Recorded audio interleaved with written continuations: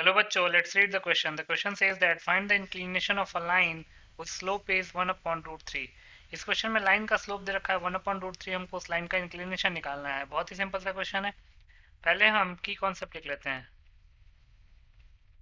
पहला की कॉन्सेप्ट क्या है? If theta is the inclination of the line, then tan theta will be the slope or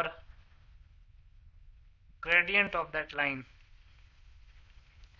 कहने का मतलब क्या है कि अगर लाइन का इंक्लिनेशन थीटा है तो tan थीटा जो है उस लाइन का स्लोप या ग्रेडियंट दे देगा। अब इंक्लिनेशन क्या होता है? Inclination of any line is the angle made by that line with positive direction of x-axis in anti-clockwise direction। वो लाइन पॉजिटिव एक्स एक्सिस के साथ एंटी क्लॉकवाइज डायरेक्शन में कितना एंगल बना रहा है वही उस लाइन का इंक्लिनेशन कहलाता है। और अगर इंक्लिनेशन पता है तो tan of that inclination angle ले लेंगे तो वो हमको स्लोप दे देगा।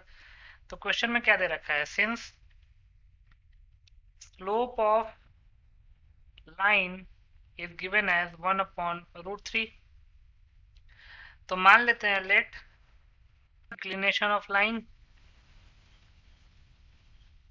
हमने थीटा मान लिया इंक्लिनेशन ऑफ लाइन को, तो tan थीटा क्या हो जाएगा? tan थीटा हो जाएगा 1 अपॉन रूट 3 के इक्वल, क्योंकि अगर लाइन का इंक्लिनेशन थीटा है तो tan of that inclination angle वही स्लोप दे देगा।